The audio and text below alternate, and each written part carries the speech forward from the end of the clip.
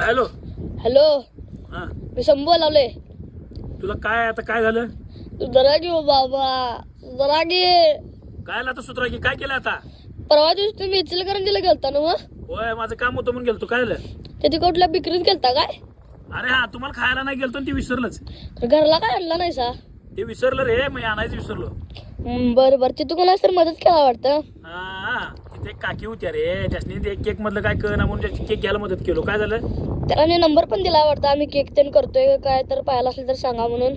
अरे पाहिजे म्हणून सांगा म्हणून नव रे, तोंडात फटाफटा माझ्या आकडे गेलं. त्यासनी केक मधलं काय कळत नव्हतं. केक साठी सजेशन केलं रे मी.